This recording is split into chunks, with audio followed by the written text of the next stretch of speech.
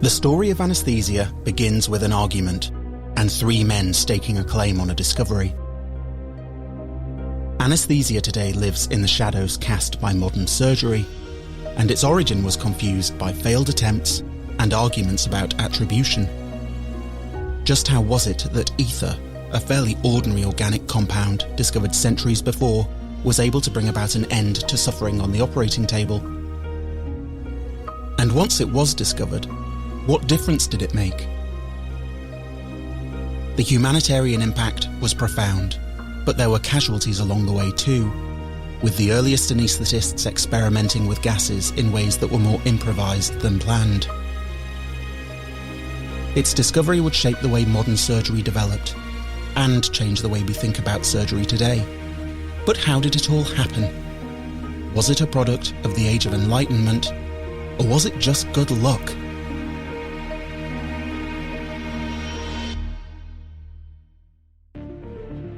Take a deep breath and count back from 10. If you've ever heard those words before an operation, you probably trusted that the drugs you were being given to help you fall asleep were safe.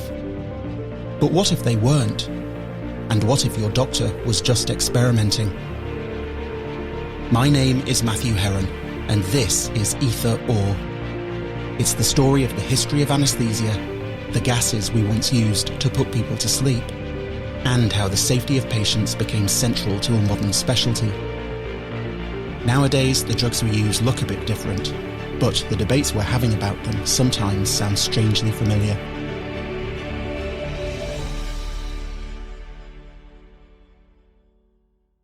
Looking back at the history of medicine, you don't have to search too hard to see how far we've come. Today, that history can feel far removed from modern practice, but in many ways it underpins a lot of what we do today. Even nowadays, leeches and bloodletting still have their own particular role in specific cases. I'm a doctor specialising in anaesthesia, and if you're in the UK, you'll know me as an anaesthetist, but elsewhere in the world you might be more familiar with the term anaesthesiologist. In the history of medicine, anaesthesia is a relatively modern specialty, but I've always felt at home in the past, and anaesthesia today isn't so far removed from its origins as you might think. When we look back, it's striking how little some things have changed, and how the arguments those first anaesthetists were having still echo in our operating theatres today. In 1846, the first demonstration of surgical anaesthesia with ether was performed, but nearly 200 years later, in present-day London, Francis Foreman was wrestling with a decision. Working as a professional dancer, Francis's body was his livelihood, but now at 33 years old, that body had begun to fail him. As the pain in his back increased, his ability to withstand the demands of performance was waning, and he had a difficult choice to make. Continue to work alongside his pain, accepting that it might get worse and his career might end, or undergo an extensive operation on his spine in the hopes that it would fix the problem and allow him to keep working. By the end of June 2020, his decision had been made. He'd try and fix the problem, rather than wait to be pushed out of a career that he loved. I walked down for the first operation. I think I was taken down in a chair for the second because they didn't want me to walk around and potentially slip. And then got onto a gurney just outside of the operating theatre. And that's when the assistant came out and went through the checklist, checking who I was, checking the wristbands. Like thousands of people every day up and down the country, Francis's need for an anaesthetic was a result of the operation he'd consented to have.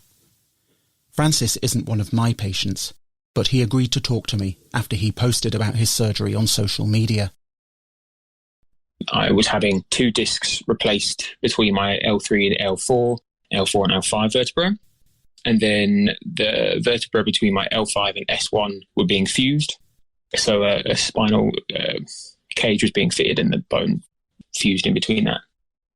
The operation was done in 2 parts.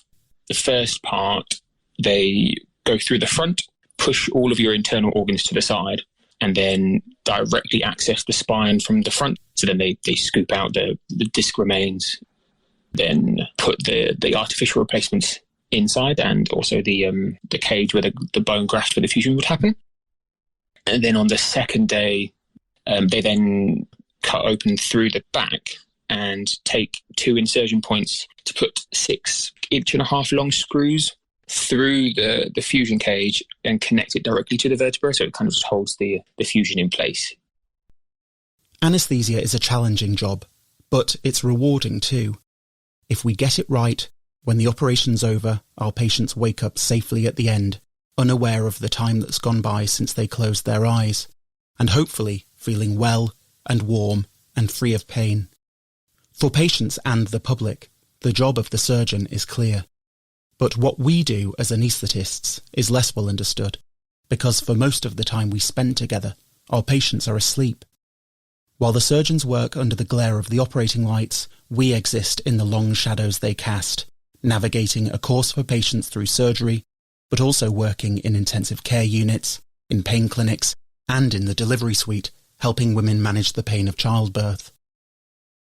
I've had general anaesthetic quite a few times, and I'm sure that at least once or twice it's been done by gas. So he explained that it would be done through the injection, that he would be monitoring the levels throughout. I was given oxygen to breathe. The sensation of having a mask on my face wasn't too much of an experience. It does have a very strong plastic smell. If you've never had an anaesthetic before, this is probably how you'd imagine the experience. Lying on a bed, your eyes getting heavier while someone holds a mask to your face as you breathe in some strange gas. It's an image that persists because that's how the specialty started, with ether vapour being breathed in by patients. Nowadays we have modern drugs that we can inject to start your anaesthetic, but we still use gases to keep you asleep. I was told to take nice deep breaths and everything like that was going on. I remember feeling the injection. He's like, this will feel quite cold. And I remember feeling the sort of the sensation going up the arm. And this time he just told me to take nice deep breaths. And I always try to fight the anaesthetic because I'm just that kind of person and I want to kind of stay awake. Sometimes they say, count back from 10 and stuff like that. And I never remember getting past 7. But this time he just said, take nice deep breaths. And then that's it. I remember breathing and I remember trying to stay awake. I remember my vision closing and not as if I was closing my eyes, but the image kind of just getting smaller and smaller until it was just like a tiny little pinprick. So it was just like closing in and then disappearing. And then I just remember waking up in recovery. It's almost 200 years since surgical anaesthesia was first demonstrated with ether. And in that time, the drugs might have changed, but the anxieties patients have about going under are still firmly rooted in the past. Sometimes they're worried about the surgery, but often it's the unknown of the anaesthetic that's scary. Will I be asleep? Will I be in pain? And will I wake up at the end? Are questions commonly asked of us, reflecting anxieties about pain, awareness, and death under anaesthesia, as seen in history and in modern headlines.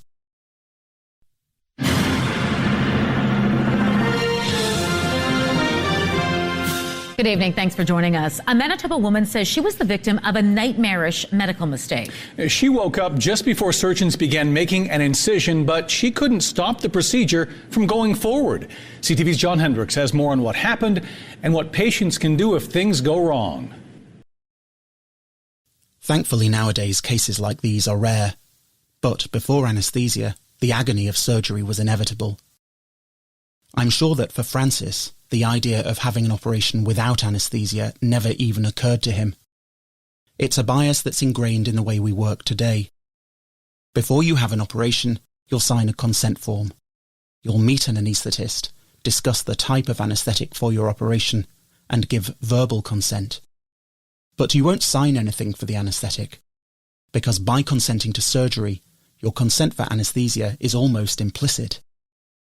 It's easy to take for granted nowadays, but it wasn't always like this.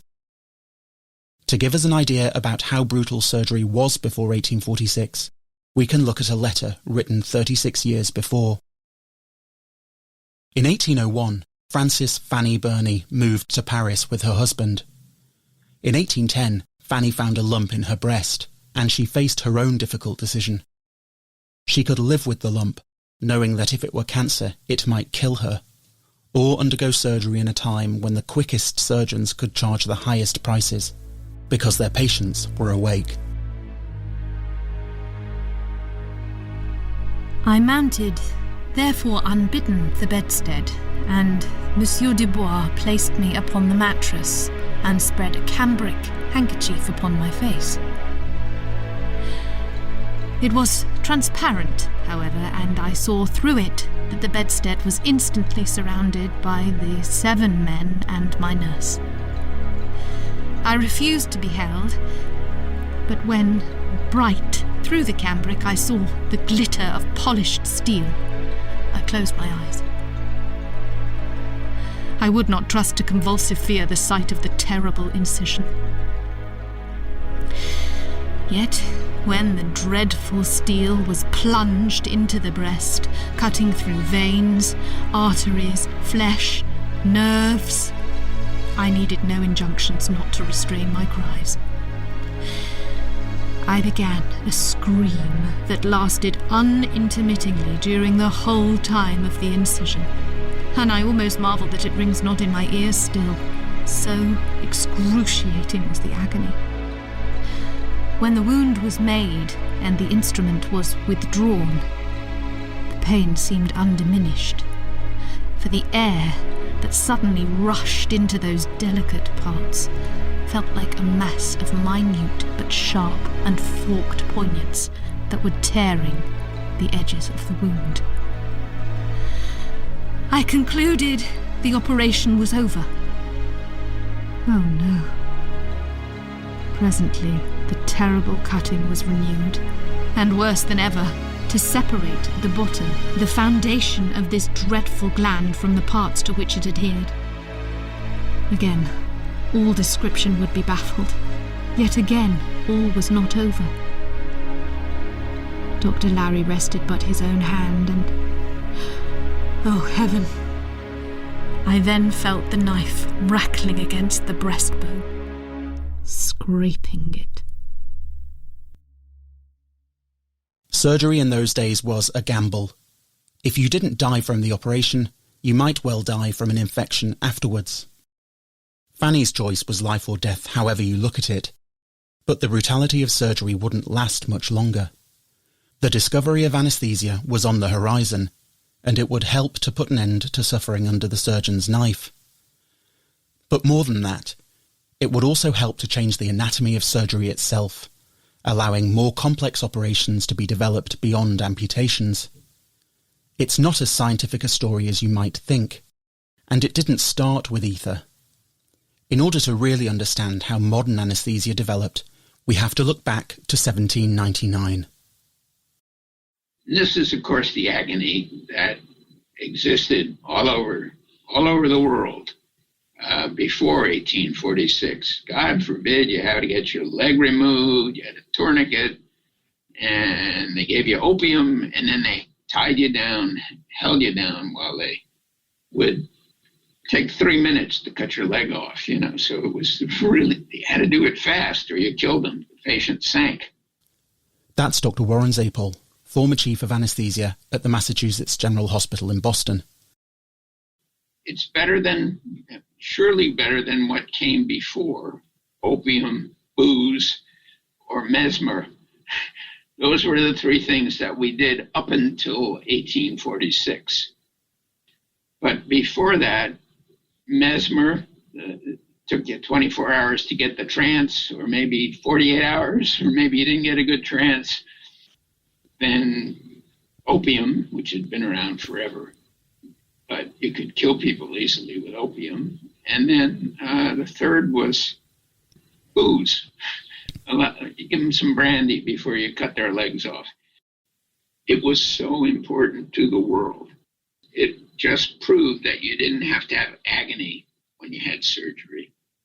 And that, to me, is it was just the most amazing invention.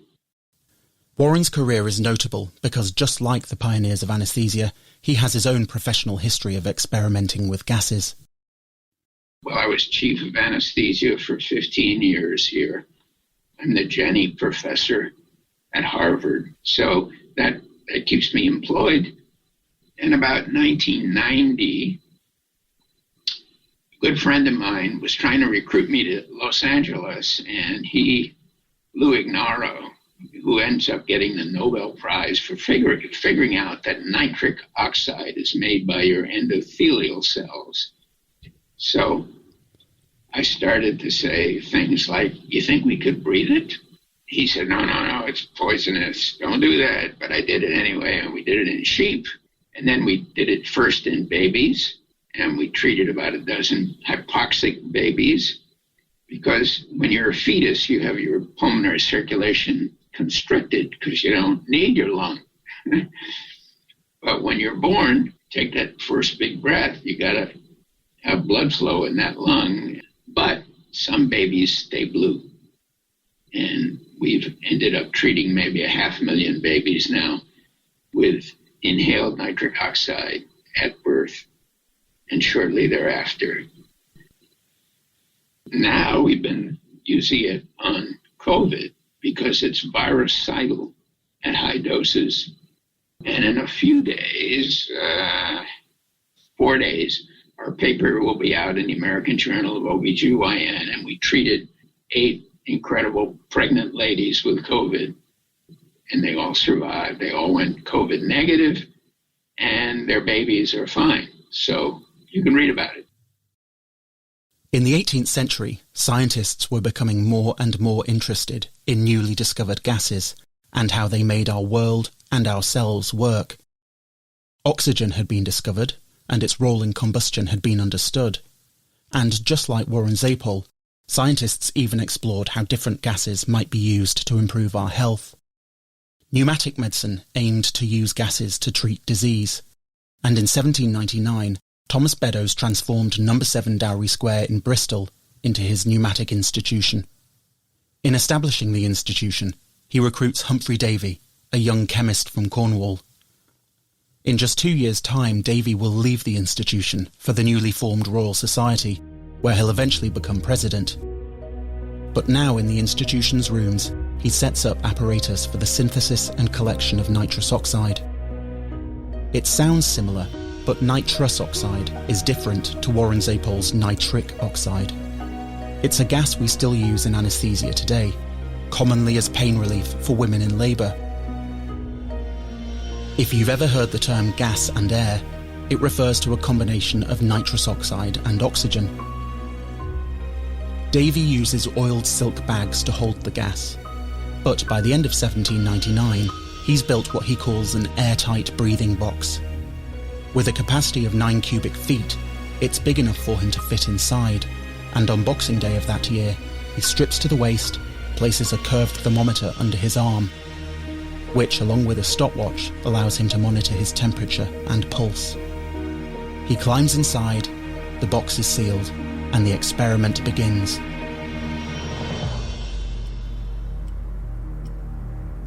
Davy's assistant begins to introduce the nitrous oxide. For 3 minutes, he feels no different, but by the 4th minute, he feels a slight glow in the cheeks. His temperature climbs, and his heart beats faster, but he's forgotten to take his pulse before the experiment started, so just how much faster, he doesn't know. By 10 minutes, almost 25 litres of gas have been introduced, and by 30 minutes, that volume has doubled.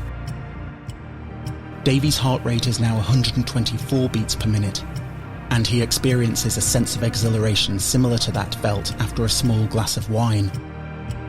He thinks he will in time pass out, but he doesn't. After an hour and a quarter, he steps out of the box, immediately inhales more nitrous oxide, and experiences a thrilling, extending from the chest to the extremities, a sense of tangible extension, highly pleasurable in every limb. His senses are magnified, his hearing is more acute, and he loses all connection with external things, until the oiled bag is pulled from his mouth. Humphrey Davy got knighted. He was brilliant, and he was the guy who said nitrous oxide. He made it and used it, and and was interested in the anesthetic properties. I think he became addicted to it. And he wrote, nitrous oxide, it may probably be used with advantage in surgical operations. So you did it in England, but you didn't do it. He just said, do it, but you didn't. So that's kind of interesting to me.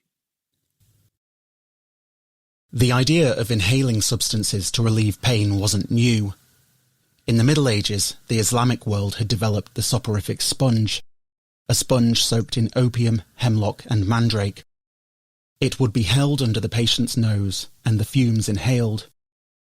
It might have been pain-relieving or analgesic, but it wasn't an anaesthetic.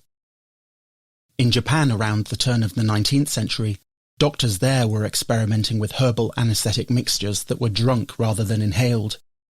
But the work that Humphrey Davy undertook at Bristol's Pneumatic Institution would be the foundation on which modern anaesthesia would develop.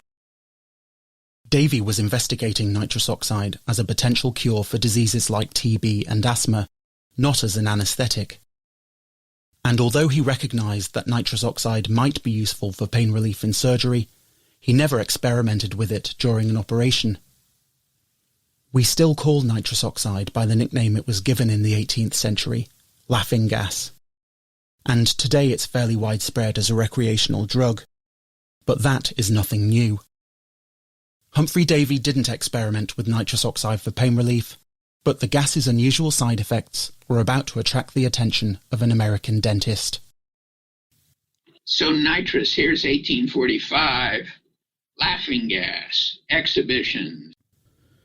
Warren is showing me an advertisement for a nitrous oxide demonstration in Connecticut in 1845.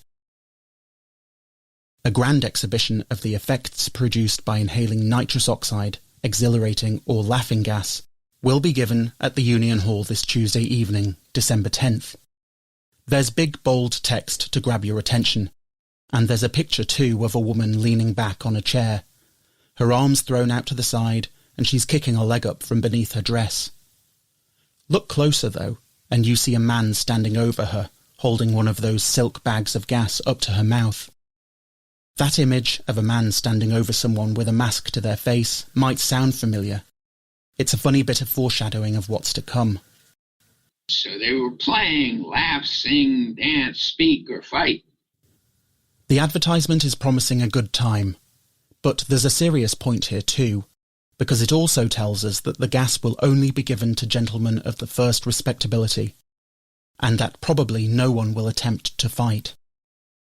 We might project our own modern prejudices surrounding drug use onto events like these, but this poster reminds us that the people attending had disposable income to spend, and by attracting guests with money, the organisers were able to sell the inhaling of nitrous oxide, not as something illicit, but something fashionable for the moneyed classes.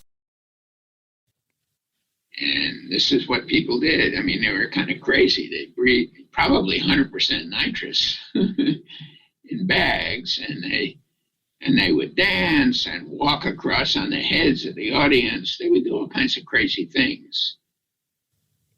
And I think Wells went to one of these things, and he was breathing nitrous oxide and then fell off the stage, banged his leg. And when he woke up, he said, gee, I banged my leg. Look at the big bruise. But I don't remember it. It didn't hurt when it happened. Horace Wells was a dentist with a respectable practice in Connecticut. Actually, it wasn't Wells who'd banged his leg, but a local shop clerk so intoxicated with the gas that he'd jumped into a wooden bench and afterwards had no recollection of the pain he'd caused himself. As a dentist, Horace Wells was used to inflicting pain, and with his associate John Riggs, he hatched a plan. He would breathe nitrous oxide, and Riggs would pull out one of his wisdom teeth. If nitrous oxide could numb someone to the pain of an accidental knock, surely it could also numb you to the pain of a dental extraction. Wells and Riggs had agreed the previous night to push the administration of the gas to a point never done before. It's thought that Wells had no prior knowledge of Humphrey Davy's work in England almost 50 years earlier. "We knew not whether death or success confronted us," Riggs wrote afterwards. It's a reminder of the differences between medical discovery then and now. As far as Horace Wells knew, there hadn't been any trials in a lab, and there certainly hadn't been any experiments to determine safety or side effects like we do today. In those days, if you wanted to push the boundaries of discovery, you had to accept a bit of risk, and risk doesn't come much bigger than the risk of death. With Horace Wells in the dentist's chair, Riggs examined his mouth so he could be ready to operate. Breathing the gas from an oiled bag, Wells' hands fell onto his breast, and as his head dropped back onto the headrest, Riggs passed the forceps into his mouth. As the tooth was pulled, Wells didn't cry or leap out of the chair. He'd inhaled so much gas he couldn't. But he wasn't dead. And then Wells has a wisdom tooth extracted by Riggs. And he figures out that, gee, you can pull teeth with nitrous oxide. This is Connecticut, 1844, 45.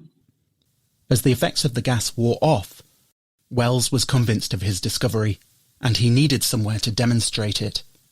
Hartford and Connecticut, where he lived, didn't have a hospital. New York was close, but the Massachusetts General Hospital in Boston had a strong reputation. This was kind of the best medical surgical university in America at that time, since there are other places now, of course. But that's why people came here to show off and try to convince the medical community of Boston that what they were doing was novel, exceptional, inventive. It's not clear where Horace Wells arranged to perform his demonstration in Boston, but what we do know is that both students and physicians were there to watch. With tools borrowed from his old colleague William Morton, and oiled bags of nitrous oxide, just like Humphrey Davy had used, he began the demonstration. His subject was a medical student. We don't know his name today, but as the tooth was pulled, it was clear something was wrong. When Wells tried it in Boston to pull a tooth on a medical student, the guy screamed. So everybody said, bah, humbug, It's not really powerful enough to do very much, but we still use it. I mean, it's great with an opiate. It's the combination. So it fogs your mind. It's certainly an analgesic. It's not strong enough by itself, but if you add opiates, you do surgery with it, but you need you need 50% nitrous to make a hit. He tried, and he gave a demonstration, but he failed.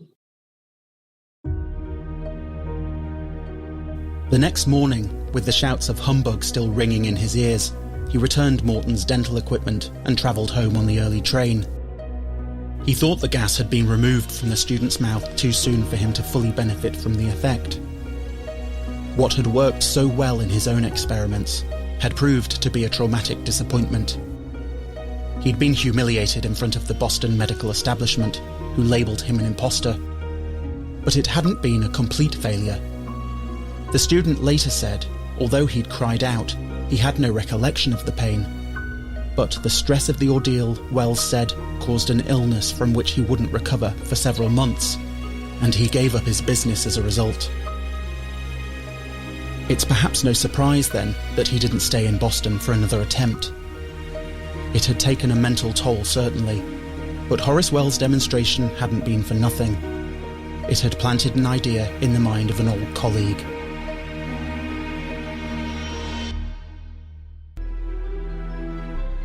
From Humphrey Davy's experiments in a sealed box in Bristol to recreational use in the United States, the possibilities of nitrous oxide were clear. In Humphrey Davy's hands, it hadn't realised its full potential, but Horace Wells had struck on a powerful idea. Surgery and the pain that went with it were not inseparable, and with the right drug, they might be divorced from each other. The agony of surgery, as Fanny Burney had experienced, had almost been eclipsed by the ecstasy of inhaling laughing gas. Ultimately, Horace Wells hadn't been able to publicly demonstrate anaesthesia with nitrous oxide. But with his demonstration, he'd set off a chain reaction that would quickly result in someone else's success. Soon, nitrous oxide would give way to ether, and a long and drawn-out argument over attribution. And Horace Wells would end up dead. That's next time on Ether Or.